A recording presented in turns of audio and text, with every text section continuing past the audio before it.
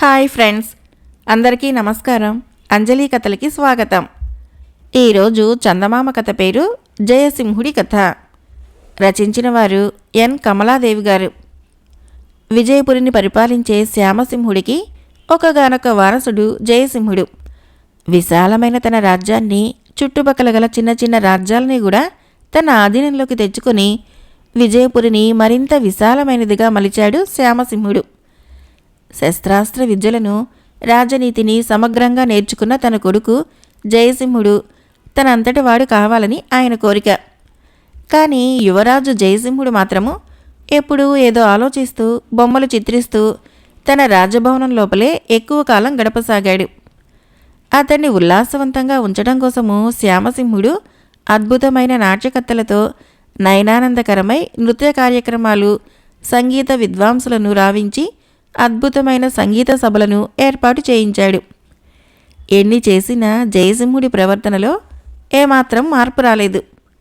అతడు అప్పుడప్పుడు రాజ్యానికి దక్షిణ దిశలో ఉన్న కొండ ప్రాంతాల్లోని అందమైన కోనలలో ప్రకృతి దృశ్యాలను చూస్తూ కొన్నాళ్లు గడిపి రాజాంతఃపురానికి తిరిగి వచ్చేవాడు. రాజుకు జయసింహుడిలోని ఈ వింత ప్రవర్తన గురించి తెలుసు. ఒకనాడు శ్యామసింహుడు కొడుకుని పిలిచి, నాయనా, నీ స్తబ్దతకు, జీవితం పట్ల అనాసక్తికి కారణం తెలియటం లేదు.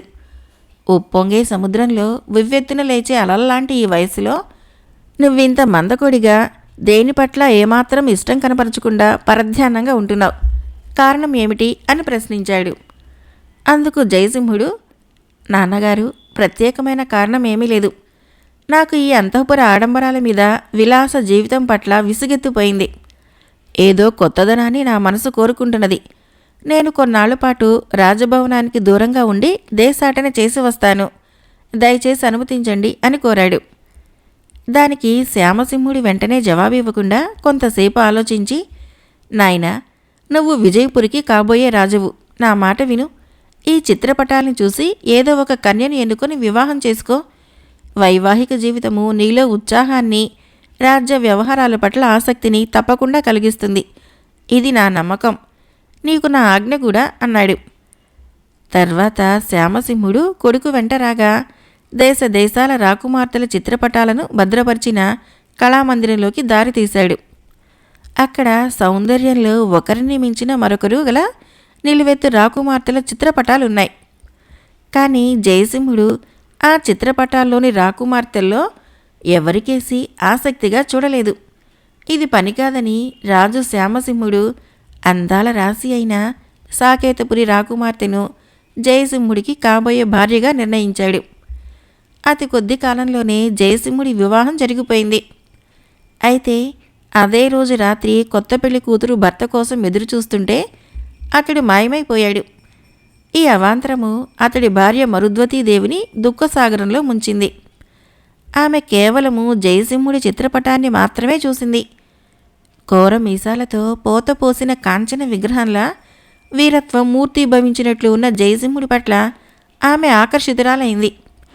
తమ ఆచారం ప్రకారము కత్తికి తాళి కట్టించి కళ్యాణం జరపడం వలన ఇంతవరకు ఆమె అతన్ని చూడలేదు. ఆ విధంగా రాత్రికి రాత్రే అదృశ్యమైన జయసింహుడు తన పంచకళ్యాణి లాంటి గుర్రాన్నెక్కి 2 రాత్రులు 2 పగళ్ళు ప్రయాణం చేసి చాలా దూరం వెళ్ళాడు. అలసట, ఆకలి, దాహం భరించలేని స్థితిలో ఆ మునిమాపు వేళ నీటి కోసం వెతకసాగాడు.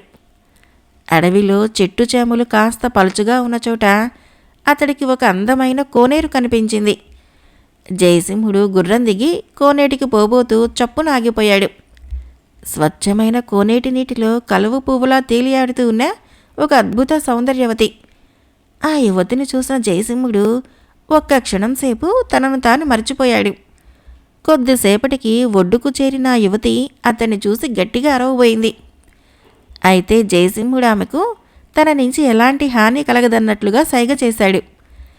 తర్వాత అతడు ఆమెను సమీపించి మృదువుగా, సుందరి, భయపడకు. నేను పరదేశిని, దాహార్తుడని. ఇంతకు నువ్వెవరివి? గంధర్వకన్యవా, కిన్నెరవా? నీవెవరివో తెలుసుకోవాలని ఉంది అన్నాడు. జయసింహుడు ఇలా అనగానే ఆ యువతి స్థిమితపడి, నా పేరు వెన్నెల. ఈ దాపులనే నివసిస్తున్న ఒక చిన్న సామంతరాజు కుమార్తెను. మీరిక్కడి నుంచి తక్షణం వెళ్ళిపోవటం మీకెంతైనా క్షేమము అన్నది. ఆ మాటలతో అంతవరకు స్తబ్దంగా ఉన్న జయసింహుడిలో ఉల్లాసము, ఉత్సాహము పెళ్ళుబికింది. ఏది ఏమైనా సరే తాను కొన్నాళ్లు అడవిలో దాపులునున్న కొండగుహల్లో చెట్టు చేమల మధ్య ప్రకృతిలో కలిసిపోయి ప్రశాంతంగా బ్రతకాలనుకున్నాడు. అతడు తన కోరిక చెప్పగానే వెన్నెల తన వాళ్ళు ఏదైనా హాని కలగ చేయవచ్చునని మరొకసారి చెప్పింది. అయినా జయసింహుడు కాదు కూడదని మొండికెత్తడంతో అతన్ని కొంచెం దూరంలో ఉన్న కొండగుహలో ఉండమని, రోజు వేళకు తినేందుకేమైనా తేగలనని చెప్పి అక్కడి నుంచి హడావుడిగా వెళ్ళిపోయింది. ఆ రోజు నుంచి వెన్నెల జయసింహుడికి తన నివాస స్థానం నుంచి మామూలు భోజనంతో పాటు అడవిలో దొరికే రుచికరమైన పళ్ళు, తీయటి తేనె లాంటివి తెచ్చి ఇవ్వసాగింది. ఒకరోజు ఆమె చిత్రలేఖనానికి అవసరమైన రంగులు, కుంచెలు తెచ్చి వాటిని కొన్నాళ్ల క్రితము ఎవరో అడవిలో మరిచిపోయి వెళ్లారని, అతడికేమైనా ఉపయోగించగలవేమోనని తెచ్చానని చెప్పింది. చిత్రలేఖనానికి అవసరమైన ఆ వస్తు సామాగ్రి జయసింహుడికి ఎంతో ఉత్సాహం కలిగించింది. అతడు వెంటనే కుంచెను అందుకొని అప్సర కన్యలాంటి వెన్నెలను అనేక భంగిమలలో చిత్రించాడు. ఇలా వారం గడిచింది. ఒకనాటి సూర్యోదయం వేళ వెన్నెల ఏదో వ్యాకులు పడుతున్నట్లు జయసింహుడి వద్దకు వచ్చి, స్వామి, మీరు మరెక్కడికైనా వెళ్ళిపోండి. మా వాళ్లకు మీ ఉనికి తెలిసిపోయింది. ఏ ఆయుధం లేకుండా మీరు వాళ్ళని ఎదిరించలేరు అన్నది. అందుకు జయసింహుడు ఏమాత్రమూ తొణకకుండా, వెన్నెల, నాలోని నిరుత్సాహాన్ని, స్తబ్దతను పారద్రోలి నాకు ప్రాణం పోసిన అమృతమూర్తివి నువ్వు. నిన్ను వదిలి ఒక్క క్షణం కూడా నేనుండలేను. నేను రాజధానికి తీసుకుని పోయి నా తల్లిదండ్రుల అనుమతితో వివాహం ఆడతాను అన్నాడు. ఆ మరుక్షణము చెట్ల చాటు నుంచి నవ్వుతూ బయటికి వచ్చిన మహారాజు శ్యామసింహుడు జయసింహుడికేసి ఆప్యాయంగా చూస్తూ, నాయనా, నీ అభీష్టం తప్పక సిద్ధిస్తుంది. ఈమె మరెవరో కాదు, నీ ధర్మపత్ని మరుద్వతి అన్నాడు. అవునా అన్నట్లు ఆశ్చర్యంగా తన కేసి చూసిన జయసింహుడికి తల వంచి నమస్కరిస్తూ మరుద్వతీదేవి, స్వామి, నన్ను మన్నించండి. నేను మరుద్వతినే. స్వేచ్ఛ కోసం పరితపించే మిమ్మల్ని అనుసరించి ఈ అడవికి చేరాను. నా పత్ని ధర్మం నిర్వర్తించాను. ఇందులో తప్పేదైనా ఉంటే మన్నించమని మరొక మారు కోరుకుంటున్నాను. ఈ జరిగిందంతా మహారాజు గారి ఆదేశానుసారమే అన్నది. ఆ తర్వాత నెల తిరగకుండానే రాజు శ్యామసింహుడు జయసింహుడికి రాజ్యాధికారం అప్పగించాడు. అతడు ఎంతో పరిపాలనా దక్షతతో ప్రజలను రంజింపజేస్తూ తండ్రికి తగిన తనయుడు అనిపించుకున్నాడు. మరొక కథ పేరు విలువైన కానుక. ఇది కాశ్మీరు జానపద కథ. ఎత్తైన హిమాలయ పర్వతాల మధ్య ఒక చిన్న గ్రామం ఉండేది. ఆ గ్రామం 3 వైపులా కొండలు, 4వ వైపున ఒక పెద్ద సరస్సు ఉండేవి. ఆ గ్రామం చేరుకోవాలంటే సరస్సు దాటి వెళ్ళటం ఒక్కటే మార్గం. అయితే విపరీతమైన చలి కారణంగా ఆ సరస్సులో జలము తరచూ గడ్డకట్టుకుపోయేది. అయినా గ్రామం చుట్టూ కావలసినవన్నీ లభించటం వలన ప్రజలు తమ దగ్గరున్నవి ఇతరులకు ఇచ్చి వారి దగ్గర ఉన్న తమకు కావలసిన వస్తువులను తీసుకుంటూ వస్తు వినిమయ పద్ధతి ద్వారా జీవించసాగారు. గ్రామ సమీపంలో ఉన్న సరస్సు సంవత్సరంలో 8 నెలలు గడ్డకట్టుకుపోవటం వలన ఆ గ్రామము ఇతర ప్రాంతాల నుంచి విడిపోయి బయట ప్రపంచంతో ఎలాంటి సంబంధం లేకుండా ఉండేది. వస్తు వినిమయ పద్ధతితో కాలం గడపటం వలన వారికి 19వ శతాబ్దంలో సైతము నాణాలంటే ఏమిటో తెలియదు. వాటిని గురించి ఎవరూ అసలు విన్నది కూడా లేదు. ఒకరోజు 2 గ్రామస్తులు పొలానికి వెళుతూ ఉండగా బాట పక్కనే ఒక వెండి నాణెము మిలమిలా మెరుస్తూ కనిపించింది. వాళ్ళు దానిని ఆశ్చర్యంతో తీసి చూశారు. దానికి ఒకవైపున రాజుబొమ్మ, మరొక వైపున రాజముద్రిక ఉండటం చూసి మరింత ఆశ్చర్యపోయారు. ఏం చేయటానికి తోచలేదు. కొంతసేపు బాగా ఆలోచించాక గ్రామాధికారి దగ్గరకు తీసుకువెళ్లాలని అనుకున్నారు. ఆ గ్రామంలోనే మంచి తెలివైన వాడిగా పేరున్న వ్యక్తి గ్రామాధికారి. ఆయన కూడా నాణ్యాన్ని చూసి అమితాశ్చర్యం చెందాడు. అంతలో మెరుస్తున్న ఆ గుండ్రటి వస్తువు హఠాత్తుగా కనిపించిందన్న విషయం తెలియటంతో గ్రామ ప్రజలందరూ దానిని చూడటానికి హుటాహుటిగా గ్రామ మధ్యంలో ఉన్న రచ్చబండ వద్దకు చేరారు. దానిని చూసి ఏమై ఉంటుందా అని రకరకాల అభిప్రాయాలు వెలుబుచ్చారు. దానిని ఏం చెయ్యాలని ఒకరితో ఒకరు చర్చించారు. అయినా విషయం తెమలలేదు. ఆఖరికి గ్రామాధికారి దానికి రేపటికి సరైన పరిష్కారం సూచిస్తానని చెప్పి అక్కడి నుంచి వెళ్ళిపోయాడు. గ్రామాధికారి దాని గురించి తీవ్రంగా ఆలోచిస్తూ ఒకచోట నిలకడగా నిలబడలేకపోయాడు, కూర్చోలేకపోయాడు. రాత్రంతా కంటి మీద రెప్ప వేయలేదు. తెల్లవారగానే ఆయన ఒక నిర్ణయానికి వచ్చాడు. రచ్చబండ వద్ద గుమిగూడిన గ్రామ ప్రజల్ని ఉద్దేశించి, మిత్రులారా, మనము ప్రప్రథమంగా చూస్తున్న అపూర్వ వస్తువు ఇది. దీనిపైన రాజుగారి ముఖం ఉన్నది అంటూ రాజుగారి బొమ్మకు నమస్కరించాడు. ఆ తర్వాత మళ్ళీ ఇలా అన్నాడు, భగవంతుడు మన రాజుగారికి ఆయురారోగ్యాలు సకల ఐశ్వర్యాలు ప్రసాదించుగాక. అత్యద్భుతమైన ఈ అమూల్యమైన వస్తువును స్వయంగా గౌరవనీయులైన మన మహారాజుగారికి కానుకగా సమర్పించుకోవటమే ఎంతో సమంజసము అన్నాడు. గ్రామ ప్రజలు గ్రామాధికారి మాటను కరతాళ ధ్వనులతో ఏకగ్రీవంగా ఆమోదించారు. ఆ తర్వాత ఈ విలువైన కానుకను రాజుగారికి సమర్పించటం ఎలాగా అన్న విషయంపైన వాళ్ల మధ్య వివాదం ఆరంభమైంది. ఆఖరికి గ్రామాధికారి అది చాలా విలువైన కానుక కాబట్టి మామూలుగా కాకుండా దానిని చక్కగా అలంకరించి ఒక మేనాలో తీసుకుని వెళ్ళటమే బాగుంటుంది అని సూచించాడు. గ్రామస్తులు ఆ రోజే మేనా తయారు చేయటానికి పూనుకున్నారు. కట్టెలు కొట్టేవారు నాణ్యమైన కలపను తీసుకుని వచ్చారు. తివాసి నేతగాళ్ళు అందమైన ఉన్ని తివాసిని, నేతగాళ్ళు మృదువైన పట్టుతెరను నేసి వాటితో మేనాను అందంగా అలంకరించారు. ఆ తర్వాత గ్రామాధికారి మేనాను మోయటానికి 6 పెద్దలను ఎంపిక చేశాడు. గ్రామ ప్రజలందరూ రచ్చబండ వద్ద గుమిగూడారు. గ్రామాధికారి వెండి నాణాన్ని వారందరికీ ఒకసారి చూపించి భక్తి శ్రద్ధలతో దానిని ఒక పట్టుగుడ్డలో చుట్టి జాగ్రత్తగా తివాసి మీద ఉంచాడు. అత్తవారింటికి తీసుకువెళ్తూ ఉన్న కొత్త పెళ్లి కూతుర్ని చూస్తున్నట్లు ఆ నాణాన్ని చూసి గ్రామస్తులు తెగ సంబరపడిపోయారు. మేనాను సరస్సు దాటించడానికి పడవను సిద్ధం చేశారు.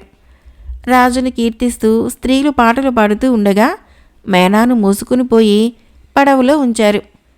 పడవను కూడా రకరకాల పూలతో అందంగా అలంకరించారు. దూర ప్రయాణానికి కావలసిన ఆహార పదార్థాలు సమకూర్చుకున్నారు. గ్రామాధికారి పడవలో నిలబడి చేయి ఊపుతుండగా గ్రామస్తులు ఆయనకు వీడ్కోలు పలికారు. పడవలో మేనాకు గౌరవ స్థానం ఇచ్చారు. ఎవరూ దానికేసి వీపు చూపి నిలబడటం కానీ కూర్చోవటం కానీ చేయకుండా జాగ్రత్త పడ్డారు. రాత్రి కాగానే దీపం వెలిగించారు. వారిలో ఒకరు తెల్లవార్లు మేలుకొని దానికి కాపలా కాశారు. ఆ పడవను వదిలి వారు ఇతర పడవల గుండా వెళుతున్నప్పుడు మేనాలో ఉన్నది ఏమిటని ఎదురుపడ్డవారు అడిగితే రాజుగారికి విలువైన కానుక అని చెప్పేవారే కానీ ఫలానా కానుక అని చెప్పేవారు కాదు. 3 రోజుల ప్రయాణం తర్వాత వారు రాజధానిని చేరుకున్నారు. నదీ తీరంలో 6 పెద్దలు మేనాను తమ భుజాల మీదకి ఎత్తుకున్నారు. వాళ్ళు కానుకకు గౌరవ సూచకంగా కాళ్ళ చెప్పులను కూడా తీసివేశారు. నడుము చుట్టూ తువ్వాలు చుట్టుకున్నారు. వారిలో 4 మేనాను మూశారు. వారి ముందు ఒకడు రాజపథకాన్ని చేతబట్టి నడవసాగాడు. గ్రామాధికారి మేనా పక్కన చేతులు జోడించి వినయంగా నడవసాగాడు. వారి వేషధారణని శ్రద్ధాశక్తులను చూసి నగర ప్రజలు ఆశ్చర్యపోయారు. నగరద్వారం వద్ద పన్నులు వసూలు చేసే అధికారి మేనాలో ఏముందో చూడాలన్నాడు. అయితే గ్రామాధికారి వీలు కాదు, మహారాజుగారే దీనిని మొట్టమొదట చూడాలి, వేరెవ్వరూ చూడకూడదు అన్నాడు గంభీర కంఠస్వరంతో. పన్నుల అధికారి మారు మాట్లాడకుండా వారిని నగరంలోకి అనుమతించాడు. గ్రామస్తులు నగర వీధుల గుండా మేనాతో వెళుతూ ఉంటే వాళ్ళేదో విలువైన కానుక రాజుగారికి సమర్పించబోతున్నారన్న వార్త నగరమంతా కారు చిచ్చులా వ్యాపించింది. నగర ప్రజలు మేనాకేసి వింతగా చూడసాగారు. గ్రామ ప్రజలు రాజభవనాన్ని సమీపించి తాము వచ్చిన పనిని కాపలా భటులకు చెప్పారు. ఆ సంగతి తెలియగానే రాజువారిని భవనంలోకి అనుమతించి తమ అతిథుల్లా సకల సౌకర్యాలు సమకూర్చమని ఆజ్ఞాపించాడు. తమ పట్ల చూపుతున్న అతిథి మర్యాదలను చూసి గ్రామ ప్రజలు సంతోషంతో ఉబ్బి తబ్బిబ్బయ్యారు. రాజును వేణుళ్లా పొగిడారు. రాజభవనంలోకి ప్రవేశించినాక మేనాను మరింత భక్తి శ్రద్ధలతో చూడసాగారు. అందులో ఏమున్నదో తెలుసుకోవాలన్న ఆసక్తి ఉన్నప్పటికీ అడిగితే వారికి కోపం రాగలదన్న అనుమానంతో భటులు ఊరుకున్నారు. అదే సమయంలో రాజభవనంలో తమకు జరుగుతున్న గొప్ప గౌరవ మర్యాదలు చూసి గ్రామాధికారి, ఇప్పుడే ఇలా ఉంది గదా, మనం తెచ్చిన ఈ కానుకను చూశాక మహారాజు గారు ఎంత సంతోషించి ఎలాంటి బహుమానాలు ఇచ్చి సత్కరిస్తారో ఏమో అని తన వారితో అన్నాడు ఎంతో ఆనందంగా. మధ్యాహ్నము భోజనము విశ్రాంతి అయ్యాక రాజు గ్రామస్తుల కోసం కబురు చేశాడు. ప్రధానమంత్రి, ముఖ్యమైన రాజోద్యోగులు విశాల మంటపంలో రాజుగారితో పాటు ఉన్నారు. మొదట గ్రామాధికారి అక్కడికి వచ్చి రాజుకు తల వంచి నమస్కరించాడు. మేనాను మోసుకుని వచ్చిన పెద్దలు నేలపైన దించి చేతులు జోడించి వినయంగా నిలబడ్డారు. ఆ తర్వాత గ్రామాధికారి రాజుతో, సుదూర ప్రాంతంలో సరస్సు ఆవలనున్న గ్రామం నుంచి మేమొచ్చాము. మా గ్రామ పెద్దలతో కలిసి నేను మీకొక అసాధారణమైన కానుకని తెచ్చాను. ఆ కానుకను తమ పాద పద్మాల చెంత సమర్పించడానికి తమ అనుమతిని వేడుకుంటున్నాము అన్నాడు. చాలా సంతోషం. అంత దూరం నుంచి ఈ కానుకను ఇక్కడికి తీసుకురావటానికి మీరు పడ్డ శ్రమ, మీరు నా పట్ల చూపుతున్న విశ్వాసాన్ని, ఆదరాభిమానాలని చాటుతున్నది. ఇప్పుడే మీరు ఆ కానుకను ఇవ్వవచ్చు అన్నాడు రాజు మందహాసం చేస్తూ.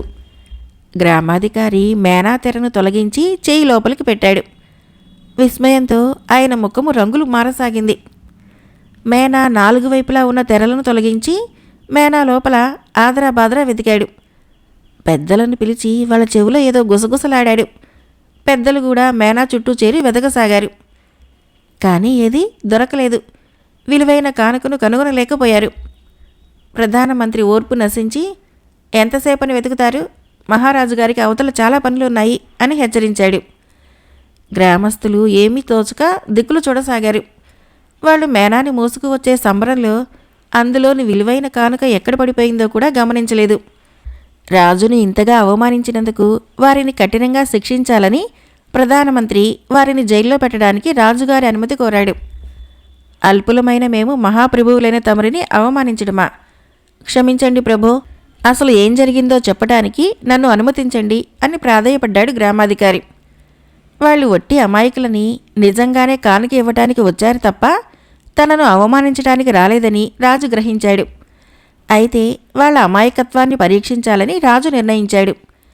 వాళ్ళందరినీ ఒకే గదిలో ఉంచి వాళ్ళనే వంట చేసుకోమని, కావలసిన కాయగూరలని, వంట సామాగ్రిని ఇవ్వమని రాజు ఆజ్ఞాపించాడు. మండుతున్న నిప్పికణికలకు బదులు వాళ్లకు ఒక అగ్గిపెట్టె ఇచ్చేలా చేశాడు. అమాయకులైన గ్రామస్తులు అగ్గిపెట్టెతో నిప్పు పుట్టించడం తెలియలేదు. అందువలన పచ్చి కాయగూరలని, ఆహార పదార్థాలని అలాగే తిని ఆకలి చల్లార్చుకున్నారు. దీనిని గురించి విన్న రాజుకి వాళ్ళ అమాయకత్వం అర్థమైంది. వాళ్ళని పిలిపించి జరిగిందంతా అడిగి తెలుసుకున్నాడు. ఆ తర్వాత గ్రామాధికారి చేతికి ఒక వెండి నాణాన్నిచ్చి దానిని తిరిగి తీసుకుంటూ, ఇప్పుడు మీ విలువైన కానుకను పుచ్చుకున్నాను, సంతోషమే కదా అన్నాడు. తర్వాత రాజు వాళ్ళకి తగిన బహుమతులిచ్చాడు. గ్రామంలో భూమి శిస్తును తగ్గించాడు. రాజుకు కృతజ్ఞతలు తెలియచేస్తూ వాళ్ళు సంతోషంగా గ్రామానికి తిరిగి ప్రయాణమయ్యారు. మరొక కథ పేరు దుర్వాసుడు గారి నవ్వు. రచించిన వారు నందిరాజు పద్మలత జయరాం. సీతాపురం గ్రామంలో నివసించే దుర్వాసుడు గారు మంచి స్థితిమంతుడి కిందే లెక్క. తాతల కాలం నుంచి వస్తున్న లంకంత ఇల్లు, 25 ఎకరాల పైన మాగాణి, 50 ఎకరాల మెట్ట, పెద్ద మామిడి తోట ఆయనను గ్రామంలో అందరూ గౌరవించేటట్లు చేస్తున్నాయి. నిజానికి ఆయన అసలు పేరు రామచంద్రయ్య. కానీ ముక్కు మీదనే ఉండే ఆయన కోపము, ఎవరి మీదైనా కోపం వస్తే ఎంత మాటైనా అనేసే అవలక్షణం వలన అందరూ ఆయన్ని దుర్వాసుడు గారు అనేవారు. ఆయన తన ముక్కోపితనాన్ని దుర్వాసుడు అన్న మాటని బిరుదుగా భావించేవాడు. దుర్వాసుడు గారికి 3 పిల్లలు, ఆపై 2 ఆడపిల్లలు. మగపిల్లవాడు కిరీటి చివరివాడు. ఆడపిల్లలకు పెళ్లిళ్ళు చేసి అత్తవారింటికి పంపించాడు. ఆ వెయ్యాల వారికి ఈయన నోటి పదును బాగా తెలుసు. ఇక ఇల్లాలి సంగతి సరే సరి. భర్తతో ఉదయం నుంచి సాయంత్రం వరకు తిట్లు చీవాట్లు విని విని ఆవిడికది అలవాటైపోయింది. ఇక కిరీటికి మాత్రము తండ్రి వైఖరి బొత్తిగా నచ్చేది కాదు. అతడికి పెళ్లి సంబంధాలు రాసాగాయి. అయితే కిరీటికి కాస్త భయంగా ఉండేది. వచ్చే కోడలు ఈ కోపిష్టి మామగారితో ఎలా వేగుతుందో, ఏ కలతలు రానున్నాయో అని ఆలోచిస్తూ ఉండేవాడు. చివరికి తండ్రి కోరిక ప్రకారము ఆయన చెప్పిన అమ్మాయిని పెళ్లాడేందుకు ఒప్పుకున్నాడు. పెళ్లి కూతురు అరవింద సీతాపురానికి చాలా దూరంలో ఒంటి మామిడిపల్లి గ్రామ సంపన్న రైతు కుమార్తె. ఒక్కగానొక్క కూతురు కావటాన ఆమెకు పెద్దగా ఇంటి పనులు కూడా రావు. ఎంతో అల్లారు ముద్దుగా పెరిగింది. పెళ్ళైన 2వ రోజే ఎందుకైనా మంచిదని తన తండ్రి విపరీతమైన కోపం గురించి చెప్పి కాస్త సహనంగా ఉండమని భార్యను హెచ్చరించాడు కిరీటి. కోడలు కాపురానికి వచ్చిన 2-3 రోజులు కాస్త కోపం తగ్గించుకున్న తర్వాత ఎప్పటిలా పెళ్ళాంపైన, కొడుకుపైన, పనివాళ్లపైన రంకెలు వేయటం మొదలుపెట్టాడు దుర్వాసుడు గారు. ఒకనాడు పితికిన పాల బిందెను అత్తగారు అందిస్తే పెరట్లో నుంచి లోపలికి తెస్తున్న అరవిందను చూసి, ఏం మీ అత్తగారికేం రోగం? ఆ మాత్రం బిందె మోస్తే నడుం విరుగుతుందా ఏంటి? అన్నాడు కోపంగా దుర్వాసుడు గారు. అయితే నిజానికి కొత్త కోడలికి అప్పుడే పని చెప్పడం ఏమిటని ఆయన బాధ. కానీ ఆయన అరుపుకు జడుసుకున్న అరవింద చేతుల్లో ఉన్న పాల బిందెను గడప మీదే జార విడిచేసింది. బిందెడు పాలు గుమ్మం పాలు కాగా నేలపాలైపోయాయి. అయ్యో, నా మూలంగా పాలు కాస్త నేలపాలయ్యాయే అని బాధపడుతూ కళ్ళనీళ్లు పెట్టుకుని లోపలికి పరిగెత్తింది అరవింద. ఈ హఠాత్ సంఘటనకి 1 నిమిషం పాటు నివ్వెరపోయాడు దుర్వాసుడు గారు. ఆ మర్నాడు మధ్యాహ్నం పూట వసారాలో కూర్చొని ఎవరితోనో మాట్లాడుతున్న దుర్వాసుడు గారు ఎందుకో లోపలికి వచ్చేసరికి పింగాణి పాత్రల్ని గుడ్డతో తుడుస్తూ కనిపించింది అరవింద. అది చూస్తూనే ఆయన, ఇంటి పని వెధవలందరూ ఎక్కడ తగలబడ్డారు? పీకల దాకా మెక్కుతారు గాని పని చేయటానికి మాత్రం ఒక్కడూ కనిపించడు. తాట వలుస్తాను వెధవల్ని, ఎవడ్రా అక్కడ అంటూ అరిచాడు. కొత్త కోడలు అరవింద విసుగెత్తించే పని చేస్తున్నదని ఆయన బాధ. ఆయన అరుపులకు గుండె జల్లుమన్న అరవింద పింగాణి పాత్రల దొంతర్లని అలాగే వదిలేసింది. అవి పెద్దగా శబ్దం చేస్తూ నేల మీద పడి దొర్లాయి. ఆ విధంగా దేశ విదేశాల నుంచి తెప్పించిన అపురూపమైన పాత్రలు కాస్త క్షణాల్లో ముక్కలు చెక్కలయ్యాయి. మొట్టమొదటిసారిగా తన కోపం మీద తనకే కోపం వచ్చింది దుర్వాసుడి గారికి. మరొక రోజున భర్తకి, మామగారికి అన్నం వడ్డిస్తున్నది అరవింద. ఆమె పప్పు పులుసు వడ్డిస్తుంటే కొద్దిగా రుచి చూసిన దుర్వాసుడి గారు, ఇంట్లో ఉప్పుకు కూడా కరువు వచ్చిందా ఏంటి? పుట్టింట ఏం నేర్చినట్లు? వండటం రాదు సరే, వడ్డించడం కూడా రాదా అనేసరికి అరవింద భయం కొద్దీ వెనుదిరగబోయి పులుసు గిన్నెను ఉప్పు చట్టిలో పడేసింది. తర్వాత ఆమె అన్నం తినకుండా గదిలో ముసుగు తన్ని పడుకుంది. తను ఉప్పు సరిపోలేదని మామూలు మాట మాత్రంగా చెబితే సరిపోయేదేమో అనిపించింది దుర్వాసుడి గారికి. తను అదుపు చేసుకోలేని కోపంతో కోడలిని బాధ పెట్టానే అనిపించింది ఆయనకు. ఆ క్షణం నుంచి మామగారు గొంతు వింటేనే చాలు అరవింద గజగజ వణికిపోయేది. గిన్నెలు, చెంబులు చేతులు ఏవి ఉంటే వాటిని క్రింద జార విడిచేది. ఇది చూసి చూసి ఇదేమైనా జబ్బేమో అనిపించిన దుర్వాసుడి గారు వైద్యుని కూడా పిలిపించాడు. ఆయన అరవిందతో కొద్దిసేపు మాట్లాడి దుర్వాసు గారిని పక్కకు పిలిపించి, అబ్బే, పిల్లది ఉత్త బెదురుతత్వం, మీరే కాస్త నెమ్మదిగా మాట్లాడుతూ ఉండండి, అదే తగ్గుతుంది అని చెప్పాడు. దుర్వాసుడి గారికి వైద్యుడు చెప్పిన దాంట్లో ఏదో తిరుగులేని వాస్తవం ఉన్నట్లు అనిపించింది. తానే ఏరికోరి తెచ్చుకున్న కోడలి స్థితి గురించి ఆలోచించిన కొద్దీ ఆయనలో క్రమంగా మార్పు రాసాగింది. ఇలా ఉండగా సంక్రాంతి పండగ వచ్చింది. కూతుళ్ళు కుటుంబాలతో సహా రావటంతో ఇల్లంతా సందడిగా ఉంది. భోగి పండుగ నాడు అందరూ భోజనాలు చేశాక పొలం వైపుకి వెళ్ళి తిరిగి వచ్చిన దుర్వాసుడి గారికి నట్టింట్లో కూతుళ్ళు, మనవళ్ళు, మనవరాళ్ళు, అల్లుళ్ళు, కోడలు, భార్య అందరూ గలగలా కబుర్లు చెప్పుకుంటూ నవ్వుకుంటూ ఉండడం కనిపించింది.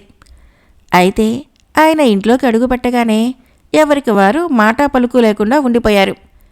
తర్వాత లేచి ఎవరి గదుల్లోకి వాళ్ళు వెళ్ళబోతూ ఉండగా దుర్వాసుడి గారు నవ్వుతూ, ఎందుకలా పరిగెత్తిపోతున్నారు? నేనేం పులినా ఏంటి? ఏం అంత భయపడటానికి? ఈ రోజు నుంచి నేను మీతో హాయిగా నవ్వుతూ మాట్లాడతాను. నాకు కోపం వస్తే మీరు భయపడి పారిపోకండి, ఎదురు తిరగండి, సరేనా? అందరూ కూర్చోండి, హాయిగా కబుర్లు చెప్పుకుందాం అన్నాడు. ఆ మాటలతో అక్కడున్న వారందరికీ కలిగిన ఆనందము అంతా ఇంతా కాదు. అందరూ కూడబలుక్కున్నట్లు ఒక్కసారిగా ఫక్కుమంటూ నవ్వారు.